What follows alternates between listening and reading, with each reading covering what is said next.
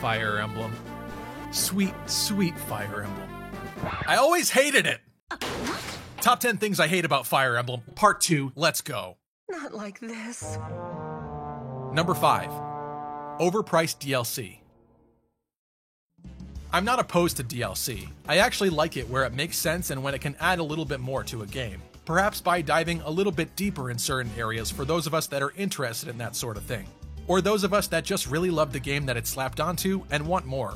But Fire Emblem doesn't have a good history of DLC prices and fans getting enough bang for their buck from it.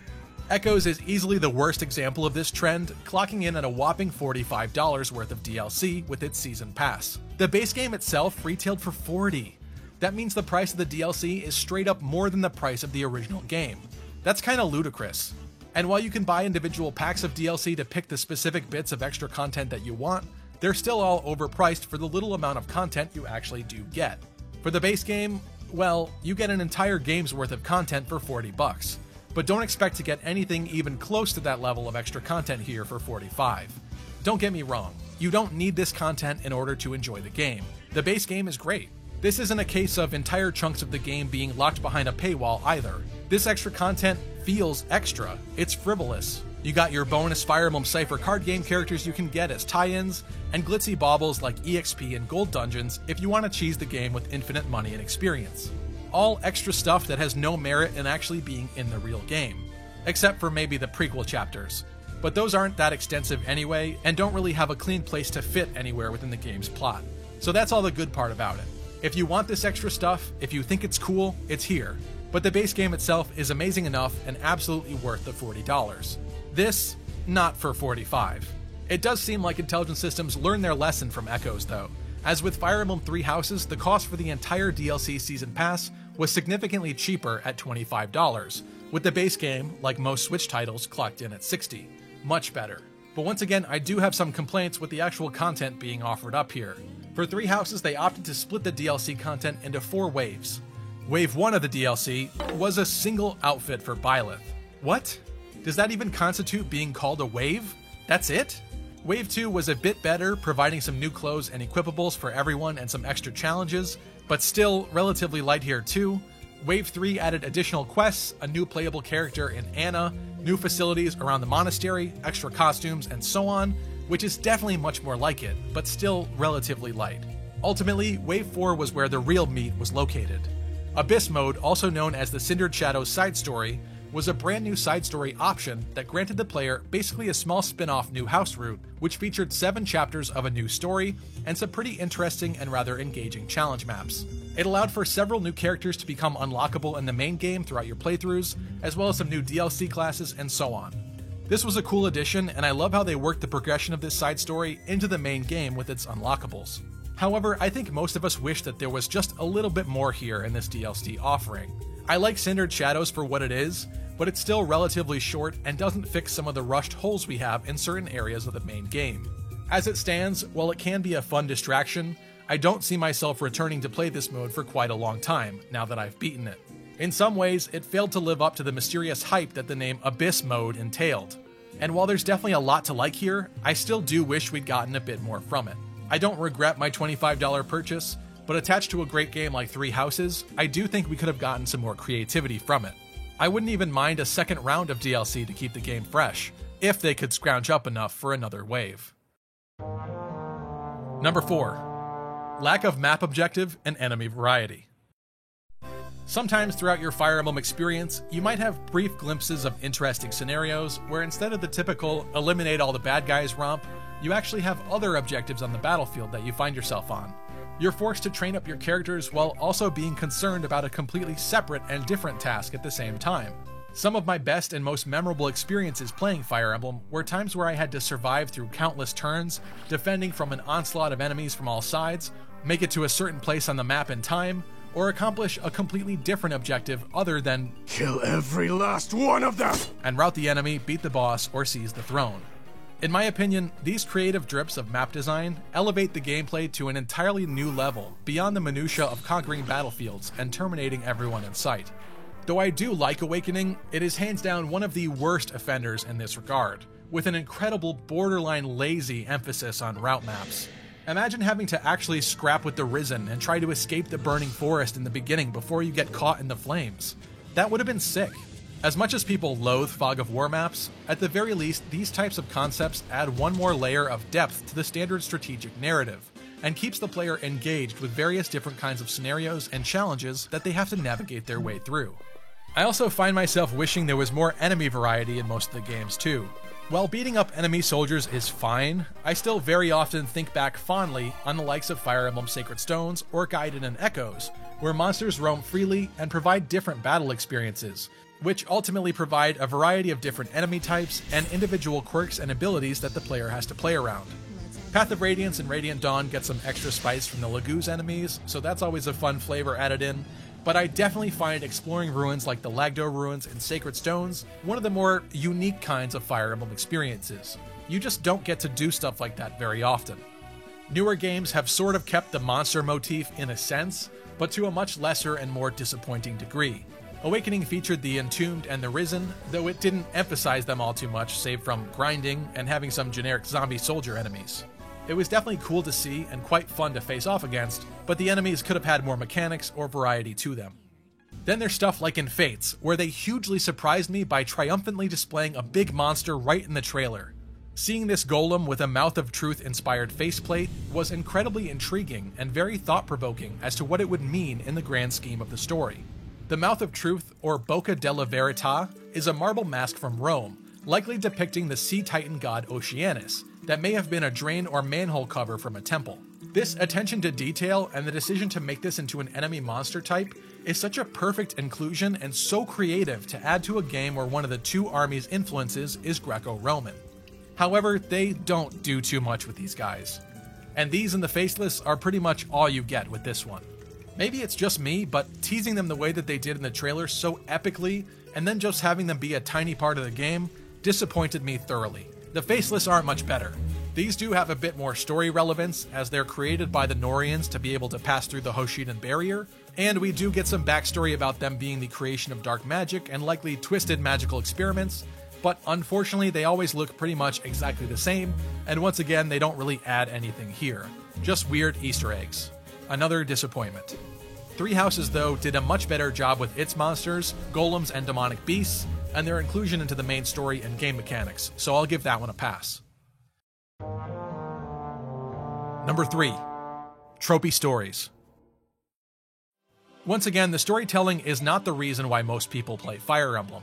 But imagine a world where Fire Emblem games consistently had amazing stories alongside the amazing core gameplay. Fire Emblem could easily be the best of the best of all the RPGs out there if it did. The latest entry, Fire Emblem Three Houses, is definitely moving more towards this direction and has improved upon the series in this area, which is a great sign for what's to come. I would actually argue that the story is finally one of the reasons worth playing through it, even for more casual fans that are not too sold on the strategy RPG gameplay elements. Some of the creative ideas behind the game, like its different story path split and its time skip, were definitely my favorite, like the shock that I experienced seeing what becomes of Dimitri for the first time. Ooh. This one's gotta be the worst in history. What should we do, Teach? Kill every last one of them! That is Dimitri, isn't it? Wow. Holy edgelord. However, that does not mean that Three Houses is immune to featuring numerous tropes and cliches, like the series at large, and these more predictable elements can tend to sour an otherwise good narrative in some cases. For example, is it really that hard to have a Fire Emblem game where your dad doesn't die? Like, really? Why is this a thing? Who in the writing staff goes, how are we gonna do it this time, boys? Intelligent Systems has got to be an entire staff composed of orphans. Otherwise, nothing makes sense here. I just don't get the unbridled hatred for anything resembling a family structure. It's like Eremia's little orphanage of assassins in New Mystery. That wasn't a plotline that they made up. It's an autobiography. If you're watching this, Intelligent Systems employee number 28, please seek therapy. Moments like these leave longtime series fans feeling like, yup, I knew they were going to do that again. And I personally hate these moments. When I'm experiencing a story, I don't want to have a strong preconception of what's going to happen. When it's just so forecasted and predictable, it really leaves something to be desired. Surprise me. Maybe Geralt almost dies, but he instead actually survives and joins you. Man, that would have been so cool, and longtime fans would have breathed a sigh of relief. Maybe he was a super strong legendary soldier, but after his wounds, he's just about on par with any other goon in your squad.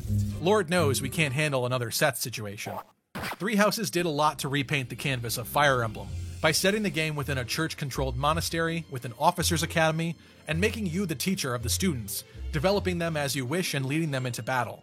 It presented 4 fairly distinct story path routes, different final bosses that weren't all just dragons, a few cool twists and turns along the way, and more. But when they continue using the same brushstrokes to paint their stories with, like dead fathers, evil shadowy organizations that turn out to be the main perpetrators of mostly everything bad lurking behind the scenes, it's hard not to end up with a similar end result. These elements, like typically having the final boss be a dragon, tend to be series staples, but personally, I'd be fine if we left them in the past. Dragon lives matter. Number 2. Game balance. Personally, I've never been deeply disturbed by the balancing of any of the Fire Emblem games. They're all well made enough to be able to be played through and enjoyed, often at various levels of difficulty, and certainly in many different ways. Sure, sometimes there's some cheese and some cheeky combinations of classes, abilities, and items that you can come up with that feel borderline unfair, but it's not usually ever truly game-breaking. However, what is annoying is when entire classes or units themselves have no standing or very few redeeming qualities to be used over others. Everyone memes on Armor Knights, but why can't there be a solution that makes them more viable? Sure, they don't have to move as far as other units, but their extreme lack of mobility is often one of their biggest downfalls, and usually lends to them just being dead weight that can't seem to keep up. Plus, they're just about always incredibly allergic to magic in a series with such a heavy emphasis on magic and mage characters. They're also often incredibly slow, allowing other units to completely outdo them in battle too. I know the developers realized this because in Fire Emblem Heroes they finally had their moment to shine, as they led a reign of terror over the game for years. At least games like Three Houses provided them with some auto doubles, like with wielding gauntlets to help with their typically pitiful speed, but I just feel like there should be better class balance overall in the main series. Archers are also usually some of the most loathed units by more elitist players, again not sporting the greatest movement or perks to them, unless we're talking about archers in games like Gaiden and Echoes, where their attack ranges and mobility were far more useful and devastating. So we've actually seen that with just a few tweaks to the standard formula, we could have some pretty cool results and more incentives to go down some of these class trees. I'd just love to get to a place where each class has a better argument for it, as opposed to the place we often find ourselves at when we say, there's literally no reason to choose this one. I'm looking at you, Holy Knight. Consider how many games there were throughout the series where Dark Mages got shafted.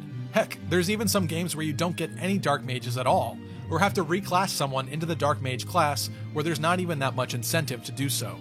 I'm also tired of there being so-called terrible units that don't seem to serve a purpose, or who are wholly inferior to other counterparts in your barracks. With games like Three Houses, it mostly seems like we may have bucked this trend, but at least give these guys something unique to work with. And now it's time for some honorable mentions. There's way too many Fire Emblem characters in Smash. I'm kidding. Well, maybe a couple too many, but I'm glad it's getting such good representation. Seriously though, where's Gino? Underdeveloped settings.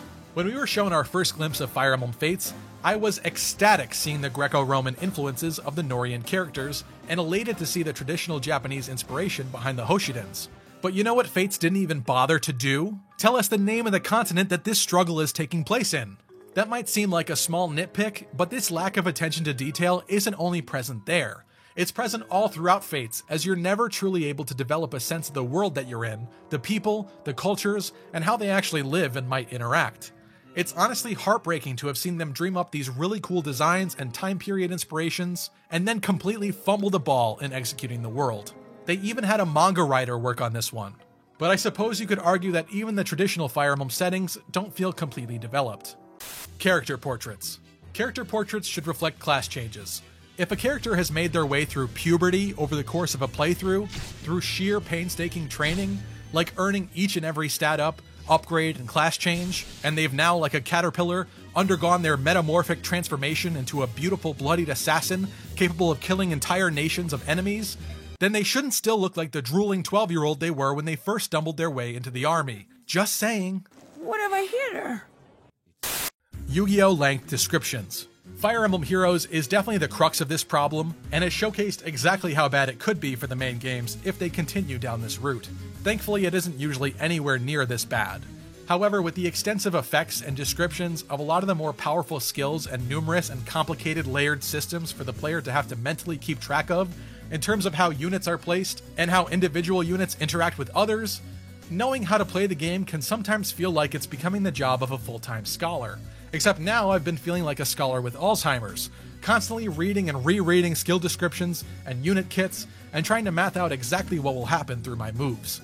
Sometimes I feel like I need a team of my own behind me, with a PhD math professor and physicist, and maybe even an astrologist too. And don't even get me started on the percentage-based skills in Heroes. Those are just evil. Ally NPCs being stupid. You'd think after 25 plus years, we could have some smarter ally coding so they wouldn't be the dum-dums that they've always been. But nope, this is not a nice thing that we can have. The RNG, the fan service, ambush spawns. We could go on forever, baby. I hate how much I love Fire Emblem. Does that count? How about how many precious hours of my life that I've spent playing and making videos of... Number 1. The fandom itself. I know, someone whose audience is mostly made up of Fire Emblem fans is now going to on the fandom. Nice work, Stevie. But the reality is that because of how polarized Fire Emblem fans are, they're often very difficult to please, and can be quite hard to interact with. Thus, it's not always the easiest fandom for people who want to join and be a part of. And what good is something amazing that you love if you can't share it with others? From my experience making content in this realm over the past handful of years, it seems to be one of the most, if not the most, heavily divided Nintendo fandom. This opinion could be due to my inherent bias considering just how close I am to the situation, as opposed to the other fandoms, but I just haven't personally seen the levels of vitriol between fans of the others on this level, even down to just chatting about which game is their favorite and why. I suppose you could argue that because Pokemon is so big, there's definitely more vitriol in there in total amongst its bigger horde of fans, but considering the massive sales and relatively good ratings and reception of the latest entries, I'd say that unfortunately the majority of the audience is pretty accepting of whatever trash gets pumped out, much to some of our dismay. But for a much, much smaller fandom, Fire Emblem's level of division is astounding. The truth is that there's a sheer variety of the different kinds of people that enjoy Fire Emblem games for different reasons, and they're all among us. Intelligent Systems' attempts at switching things up and attracting new players' attention with new forays and features over the years has definitely contributed to this chasm and has only served to deepen it. Here's the deal though. Everyone enjoys Fire Emblem for different reasons. Some are here for the waifus and the romance simulation, some only care about the tactical elements and dominating on the battlefield, some are here because they like Best Boy, and some are crazy and looking for the challenge of speeding through the games while they breathe out of nothing but their belly buttons. And the truth is, there's nothing wrong with any of that, period. It just doesn't often lend to there being a lot of agreement or the greatest of conversations flying around. Maybe it can be viewed as a good thing that people are so passionate about these games and characters, and I definitely appreciate that. But sometimes this elevated passion lends to heated arguments and debates everywhere you turn. Serenus Forest is often burning, Discord's blowing up with disagreements and arguments back and forth, and don't even get me started with the subreddit. Civil discourse can, at times, remain elusive and hard to find. People can tend to band together and tell others why units they're using are garbage, or how the way that they're playing isn't correct or optimal, or so on and so forth. It seems a lot of us have a hard time just letting other players play through these games in our own ways, and speaking amongst each other without lecturing. I'd be remiss, though, to not mention that there are times when I've legitimately felt that the Fire Emblem fandom was one of the least toxic of the Nintendo fan bases, in shining moments where it's very easy to be proud of this series, how far it's come, and my brethren who share the same love for these games as I do. But as with all aspects of life, there is definitely an ebb and flow to its volatility as well. So that's gonna do it. Thank you for sticking with me. Honestly, I kinda struggled coming up with 10 things for this list. I guess that really does mean that I like these games a lot. So it's time to get back to it. Thank you for watching. Support the channel if you enjoyed this video. If you use alternative video websites like BitChute, Rumble, Odyssey, and so on, please consider subscribing and following us on there as well. YouTube has been kind of a scary place in the last couple of years, and I may even begin uploading some exclusive content to these other websites, since they're quite a bit more free, and my future there as a creator is less bleak without the massive censorship and adpocalypses. Thank you so much for watching, guys. I'll see you soon.